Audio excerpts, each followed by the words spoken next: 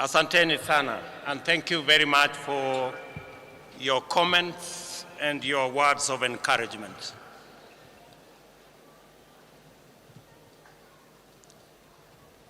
To the people of Kenya, this is a momentous occasion for our country.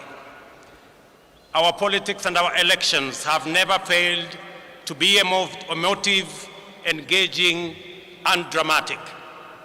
The most recent installment, however, showcased our most exemplary democratic performance.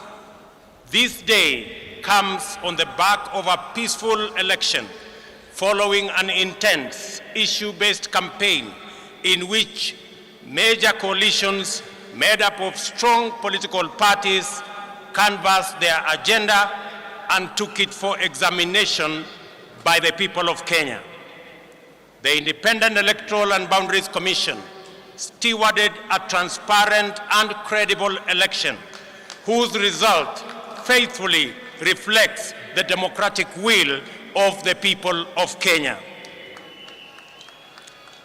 Dissatisfied parties exercised their right to petition before the Supreme Court, whose proceedings and determination not only gave comfort to the doubtful, but also restored faith in our electoral and judicial institutions. Many countries aspire to have moments like this, and we as Kenyans should not take ours for granted. This is the third election under the Constitution of Kenya 2010 and the second peaceful transition. We have had a robust conversation about this moment and what it demands of us. And we have sought to answer the question whether this is a constitutional moment or an economic moment. In this process, we have demonstrated the maturity of our democracy, the robustness of our institutions, and the resilience of the Kenyan people. My competitors and I mobilized vigorously to offer the citizens of Kenya the most appealing agenda as well as the best roadmap to achieving it. I remain firm in the conviction that all sides in the last election did their best to present a pathway to actualize the people's aspirations. The just concluded election was a choice between competing ideas towards the Kenya we want. Elections and democracy entail unifying competition, not divisive rivalry. The performance of our security services, the performance of the IEBC and the judiciary was put to severe test. By and large, these institutions lived up to our expectations. We can only aspire to do better in future, and I give my undertaking that my administration shall work to ensure that the bar is raised even higher for the next general elections. A significant dividend of our electoral and democratic process is the tremendous achievement we made in breaking the glass ceiling by enhancing the participation of women in leadership. 7 women were elected as governors, up from 3 in the last election. 29 women were elected as members of the National Assembly, up from 23 in 2017. 7 women deputy governors and 3 women senators were elected as well. It is very clear that this election had many winners, far exceeding those who were actually elected. By far,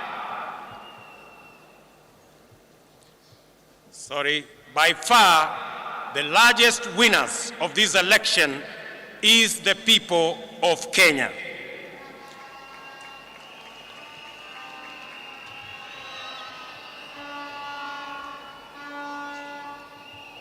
We have done well as a nation. We have blazed the trail in an increasingly challenging environment where democracy is consistently on trial. We have come a long way in our nation's journey to freedom, and going by our most recent performance in these elections, we conclude in confidence that we are almost home. Allow me, ladies and gentlemen, to single out the Independent Electoral and Boundaries Commission for special commendation for the courage to do the right thing under exceptionally challenging circumstances. As an institution, they have set a new standard in public service that is uncompromising, professional, and exemplary, while raising the bar of integrity of our public officials and public institutions. It is appropriate to single out for special mention the chair of the IEBC, Wafula Chebukati, for standing firm, resisting bribery, resisting intimidation, and resisting blackmail, and doing the right thing. It is also appropriate to celebrate our judiciary for sustaining its tradition of boldly giving much-needed guidance, especially in allaying post-election anxieties and resolving grievances in a sensitive, credible, and authoritative manner. Judiciary's articulation of the aspirations and standards enshrined in the Constitution has deepened our democracy and institutionalized our rule of law. Our judiciary is now, without a doubt, Kenya's biggest constitutional dividend. The judiciary has successfully arbitrated 3 election disputes and defended the nation against formidable onslaughts on our Constitution. Our judiciary has demonstrated transparency in its proceedings and decision-making, thereby consolidating its independence, authority, and legitimacy. I also take this opportunity to say a special word of appreciation to our security services for a commendable job at a critical moment in our nation. Their services and heroic sacrifices they have made beyond the call of duty has kept our nation safe. I am aware that our uniformed services effectively resisted concerted attempts to foment unrest and subvert the will of the people. My special commendation also goes to all our candidates who contested various positions. Their participation enhanced competition and enriched public debate that underpins democratic choice. Special recognition goes to my worthy competitor and friend, the Honorable Raila Amolo Odinga, and his running mate, the Honorable Martha Wangari Karua, and all the other candidates who mounted a vigorous and determined campaign. I assure them that their supporters will be my constituents. I will work with all Kenyans, irrespective of who they voted for.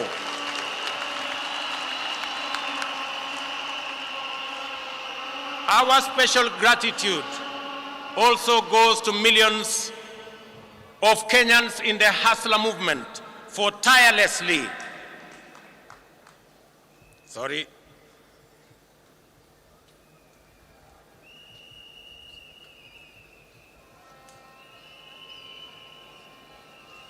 Very good. Very good.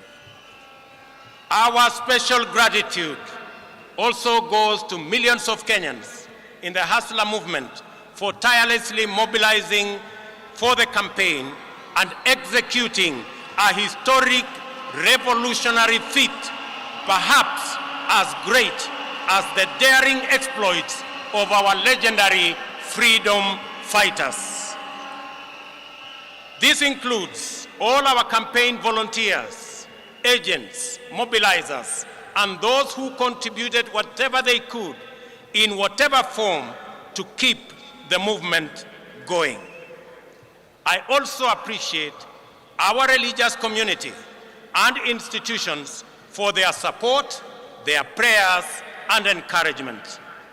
I commend the church in particular, and in equal measure, the Islamic religious leadership for their considerable support to us and our campaign. We also appreciate them for continuously exploring avenues for interfaith understanding and solidarity, which have gone a long way to enhance tolerance and cohesion in Kenya.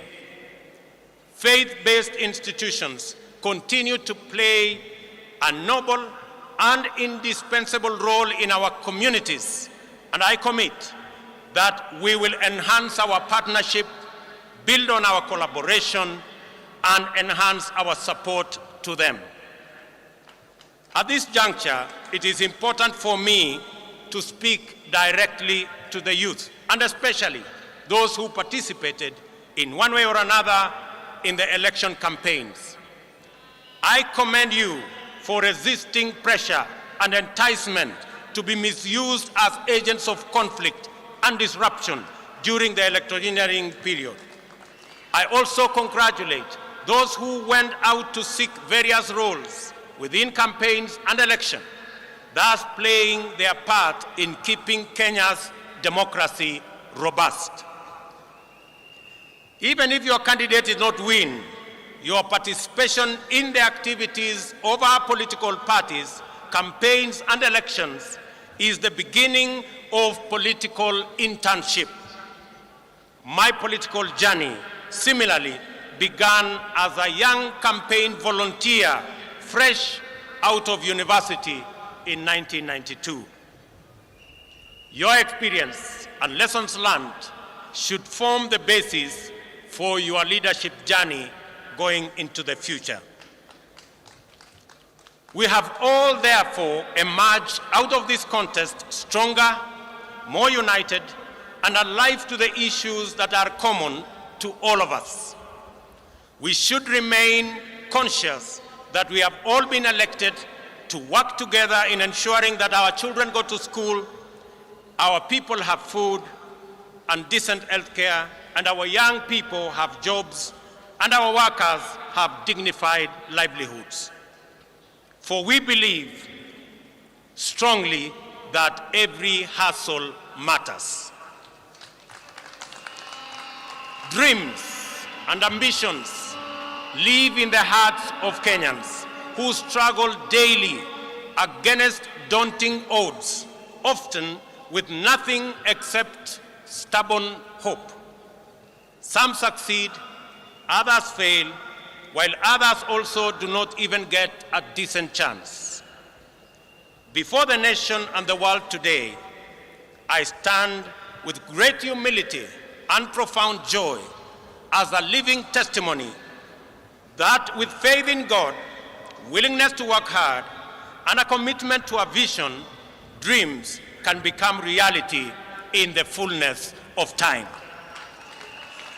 I promise to throw open every door of opportunity and to keep every door open until success stories become the norm rather than the exception, and urge all other leaders to do the same so that we can together expand opportunity and chance for many of our citizens.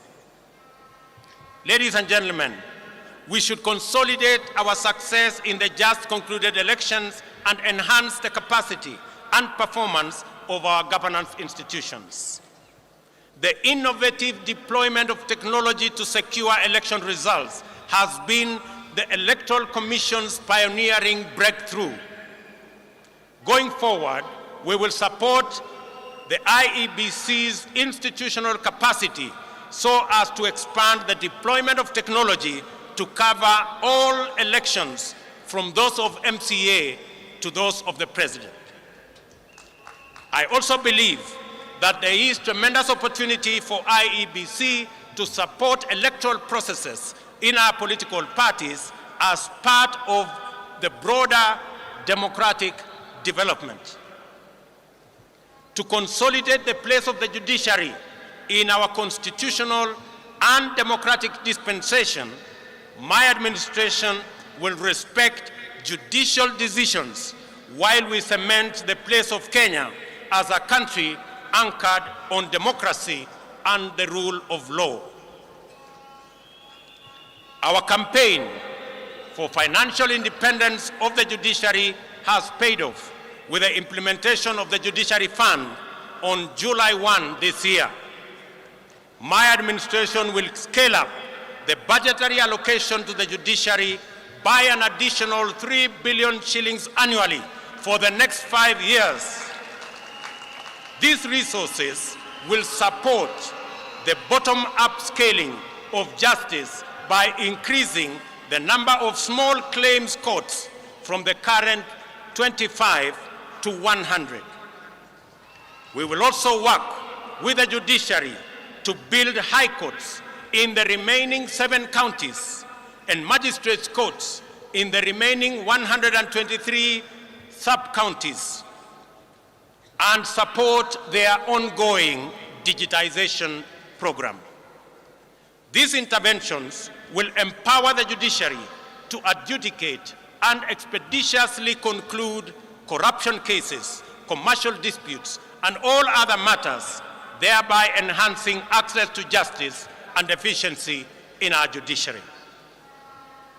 To further demonstrate my commitment to the independence of the judiciary, this afternoon I will appoint the 6 judges already nominated for appointment to the Court of Appeal, which was done 3 years ago by the Judicial Service Commission.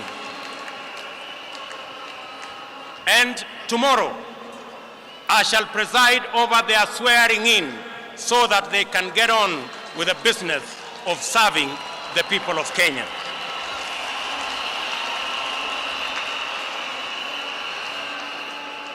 As required by Article 245 of the Constitution, the Inspector General of Police is mandated to exercise independent command over the National Police Service. The service's operational autonomy, however, has been undermined by the continued financial dependence on the office of the President. This situation is going to change. As I address you,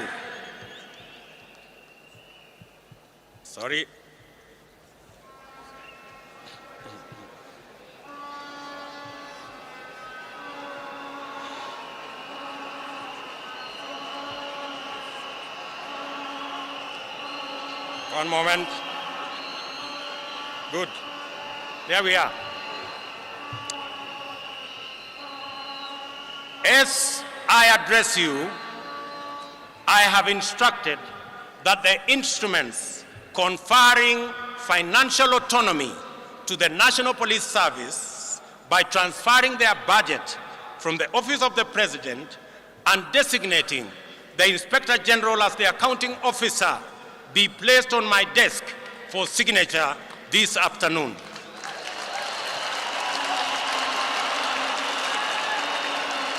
Financial independence of the police will give impetus to the fight against corruption and end the political weaponization of the criminal justice system, an undertaking I made to the people of Kenya. I understand the deep fissures and low morale in the public service. The intimidation that was visited on IEBC commissioners and staff during the election was also meted out on various other agencies and staff in public service. This is now in the past. I assure all public officers that my administration will respect their professional service, and no public servant, even chiefs and their assistants, will be required to run political errands for any political party or formation.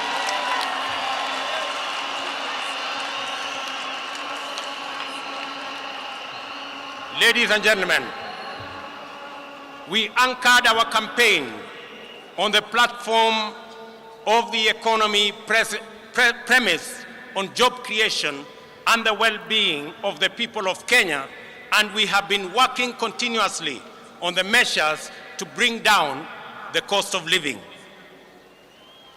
Our people are confronted daily with increasingly unaffordable prices, especially food and transport. In our economic forums across the country, during the campaign, citizens consistently shared their anxiety, their pain, and their fury on this matter. It therefore calls on us for urgent and decisive resolution. The interventions in place have not borne any fruit. On fuel subsidy alone, the taxpayers have spent a whopping 144 billion, 60 billion in the last 4 months alone. If the subsidy continues to the end of the financial year, it will cost taxpayers 280 billion, equivalent to the entire national government development budget. Additionally, there was an attempt to subsidize unga in the run-up to the election, a program that cobbled up 7 billion in 1 month.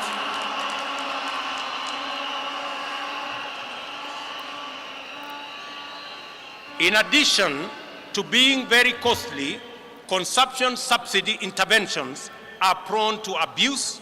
They distort markets and create uncertainty, including artificial shortages of the very products they seek to subsidize. The cost of living challenges are related in our respectful submission to production.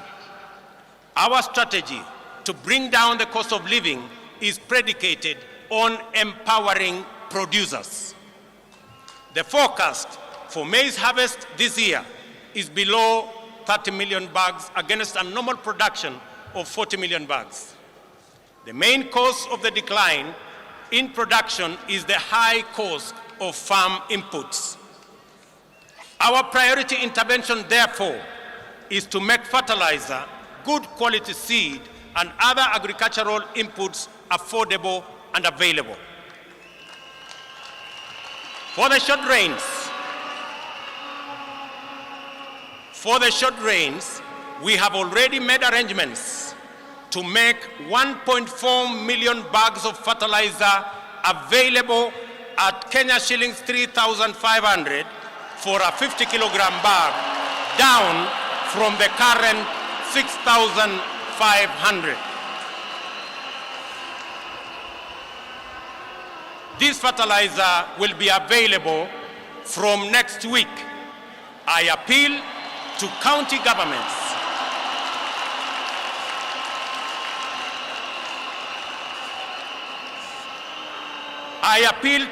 governments in eastern, central, and western regions, where we are expecting short rains, to work with us in making sure that this fertilizer is available to all farmers in that region, so that we can begin the journey to increase our food production initiatives.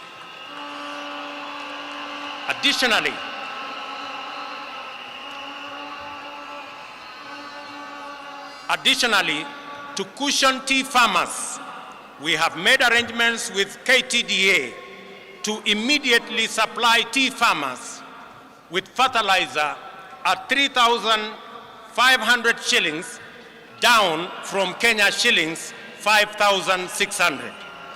This is our initial intervention, We will be doing more in the medium term and in the long term. We are alive to the challenges of drought that face 7 counties, which are now at alarm, or 13 that are at alert stage, respectively. We are determined to ensure that no county slips into emergency phase, and will coordinate with county governments, which are the first line of our response. And I want to ask my colleagues, governors from Kenya, and especially those regions, to work with us in this endeavor. We are mobilizing resources to reverse this situation. Our goal is not just to provide relief and recovery to restore the situation, but to invest and unblock the huge economic potential of rangelands that constitute 2/3 of our country. Jobs, ladies and gentlemen, is our other priority. It is time for us to stem the tide of youth unemployment. Every year, 800,000 young people join the workforce, and over 600,000 of them do not find opportunities for productive work. Moreover, our young people in cities and towns face very hostile environments, many times treated as a nuisance and their hassles criminalized.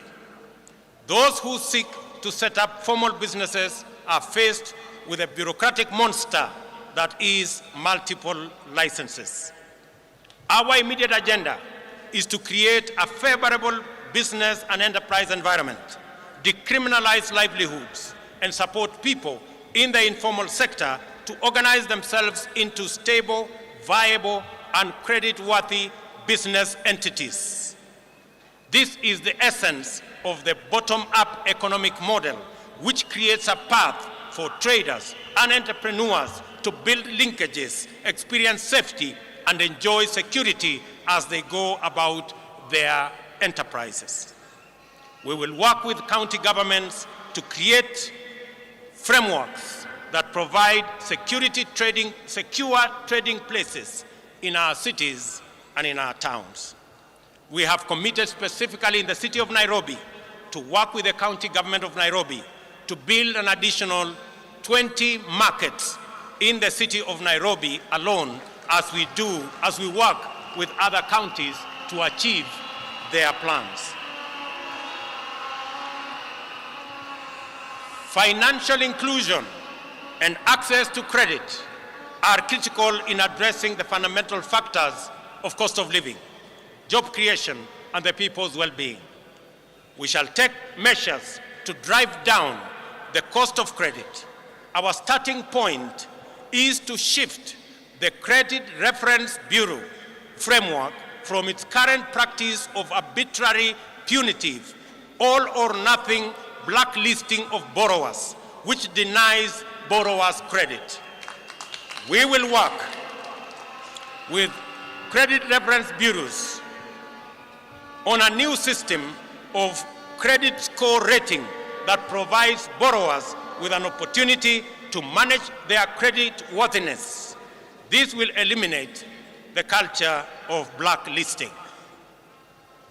In our engagements, traders also complain about the onerous burden involved in cash transactions exceeding 1 million. Many have reverted to storing money under their mattresses at great risk, which is clearly not the intention of the anti-money laundering regulations. While we remain fully committed to mitigating this risk, we believe that there is scope to make compliance. Sorry, again.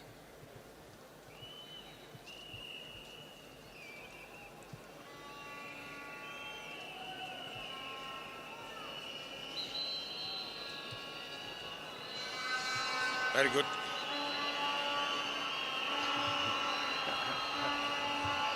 While we remain fully committed to mitigating this risk, we believe there is scope to make compliance less burdensome on genuine business transactions. I have been assured by the central bank that work is ongoing on how to ease this burden without compromising the security of our financial system. Shortly, I will be announcing to the country what we have agreed with the central bank so that Kenyans can go ahead and facilitate their transactions without unnecessary impediments. Ladies and gentlemen, we shall implement the Hustler Fund, dedicated to the capitalization of micro, small, and medium enterprises through chamas, SACCOs, and cooperatives to make credit available on affordable terms that do not require unnecessary collateral. To implement all these interventions, we shall establish a Ministry of Cooperatives and SME Development mandated to ensure that every small business has secure property rights, access to finance, and a supportive regulatory framework. Furthermore, to deal with the huge challenge of youth unemployment, we will roll out our social and affordable low-cost housing program, targeting an average of 250,000 units every year. This will create opportunities in the entire job market. We will engage TVET institutions to provide necessary skills to enable the Jua Kali industry supply standardized products for our housing program. We will leverage on our competitive advantage in the leather and textile industry to roll out our labor-intensive agro-processing industrialization program. This will start in Naivasha Industrial Park and Dongo Kundu Industrial Park. This afternoon, I will be issuing instructions for clearing of goods and other attendant operational issues to revert to the Port of Mombasa, as I made a commitment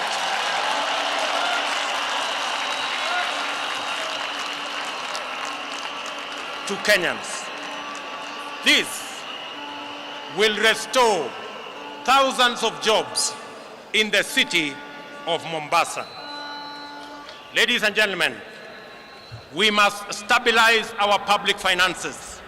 This year, we will spend 60% of our revenues to service our debt. We are faced with Kenya shillings 60 billion in pending bills for goods and services supplied to government. Clearly, we are living beyond our means. This situation must be corrected. I am aware that many individuals, families, and their businesses have been driven to ruin and forced to shut down over government unpaid bills. We shall give priority to the expeditious resolution of our pending bills so that the government can meet its obligation and facilitate better economic performance. In the coming weeks, we shall advise government creditors on the mechanisms for the resolution of their outstanding payments. We are committed to ensuring that they are paid in the shortest time possible. Additionally, we urgently need to expand our tax base. Our job creation agenda and the capitalization of our SMEs will go a long way in broadening our tax bracket. We will make KRA more professional, efficient, responsive, and people-friendly. I urge taxpayers to respond by undertaking their patriotic duty and pay their taxes. In furtherance to this, oversight institutions such as the Auditor General and the Controller of Budget will be adequately funded to execute their mandates. On the matter of gender parity, I am committed to the two-thirds gender rule as enshrined in our Constitution. We will work with Parliament to fast-track various legislative proposals and establish a framework that will resolve this matter expeditiously, as I promised in our manifesto. The participation of women in our governance does not make us lesser, it makes us greater. And their role can no longer be nominal, it must be substantive. Ladies and gentlemen, our health agenda is premised on fundamental reform in the way health is financed and provided. We shall reform the National Insurance Fund to make it a social health insurance provider, improve procurement of medical supplies, deploy an integrated, state-of-the-art health information system, and most importantly, provide adequate human resources at all levels. Contributions to the National Hospital Insurance Fund will now be graduated and will depend on people's income. There is a robust conversation, ladies and gentlemen, in the country on education, and in particular, the implementation of CBC curriculum. Public participation is critical in this matter. I will establish an education reform task force in the Presidency, which will be launched in the coming weeks. It will collect views from all players in line with the constitutional demand of public participation, and we are particularly alive to the anxieties of parents on the twin transition of the last 844 class and the first CBC class in January next year. I assure all that there will be a solution to the matter before then.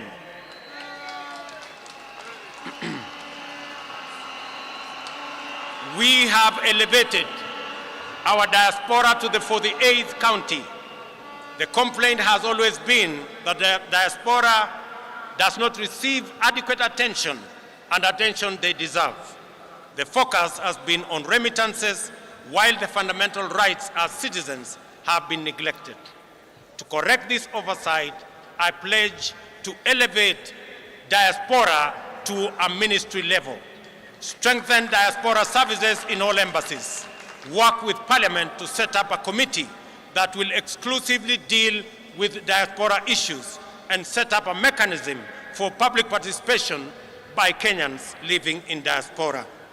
Equally, I will work closely with the IEBC to expand and enhance diaspora participation in all our elections.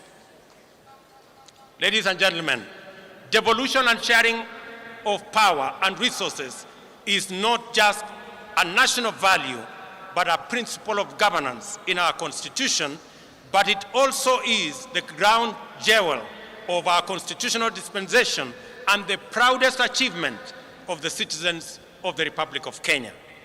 Every part of our country has experienced the positive impact of this invaluable institution, and Kenyans yearn for better performance of all our devolved units. One of the best ways of accelerating national development is through collaboration with county governments.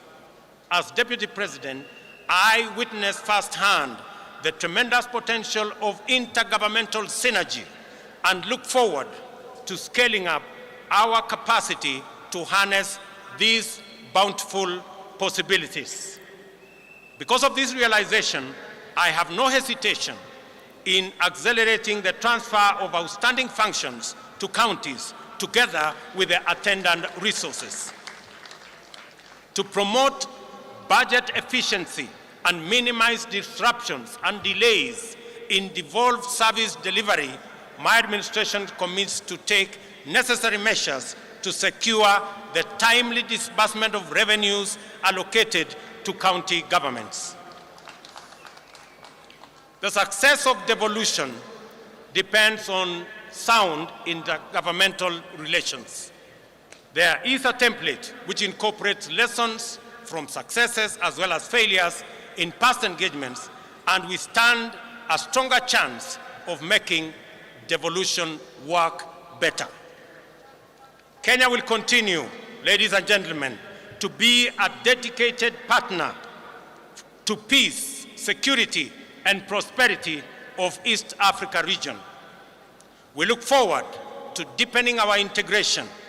We welcome our newest member, the DRC, whose entry now extends our region from the Indian Ocean to the Atlantic. Kenya is fully committed to the implementation of the East African Community Treaty and its protocols of free movement of people, goods, and services. Equally important is our commitment to the full actualization of the Africa Continental Free Trade Area.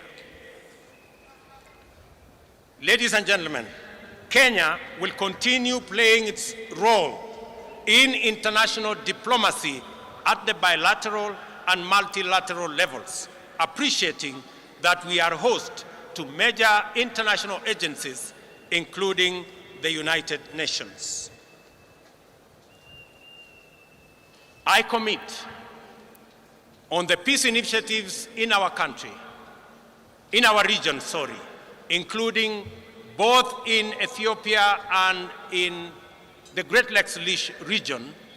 I have asked my elder brother, President Uhuru Kenyatta, who has done commendable engagement with those regions, and he has graciously agreed to continue chairing those discussions on behalf of the people of Kenya. I have committed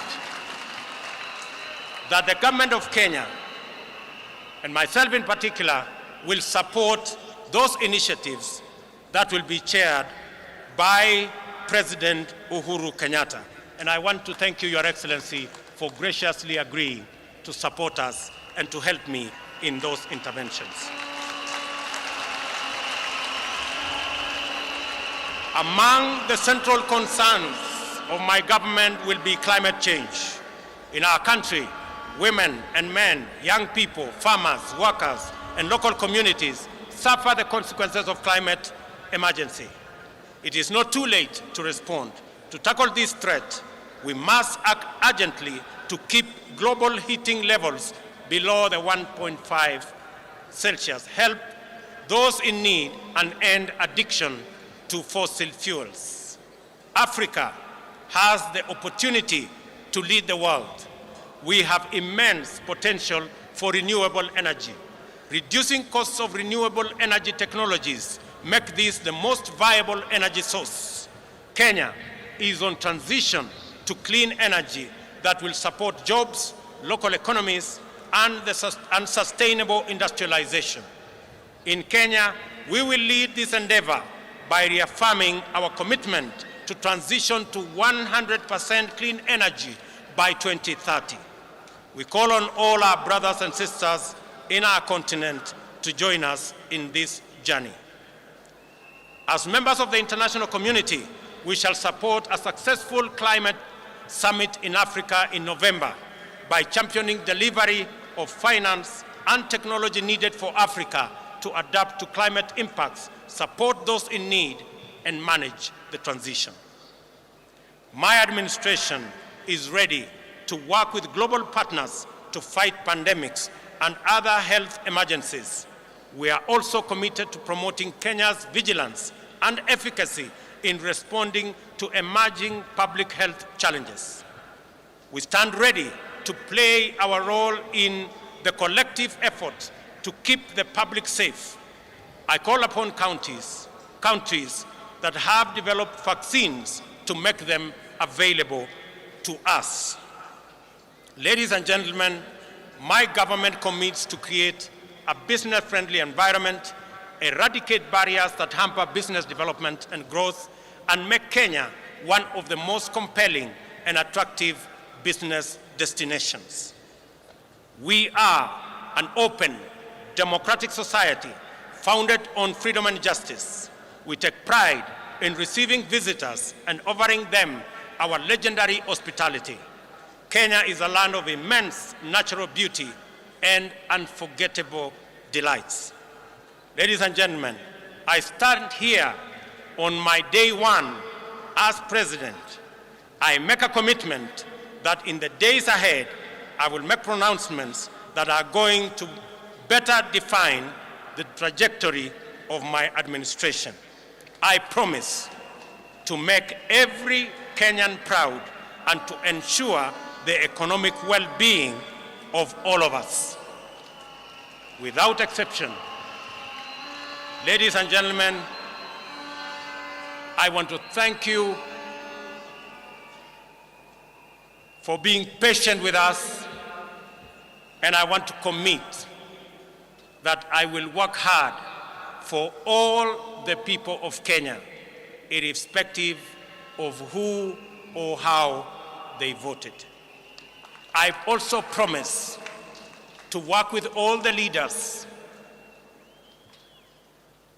young and old, present, retired, and coming, so that we can build one nation and harness every talent, every effort, all energies in driving our republic forward. I make my commitment to all those who have served in government that their place in our nation will be secured. To our friends in our region, in Kenya, you have a reliable partner, and we look forward to building on the success of the leaders who came ahead of us. God bless you. God bless Kenya. May the very good Lord bless all of us. Asanteni sana na Mungu awabariki. Tusimame sote kwa wimbo wa taifa.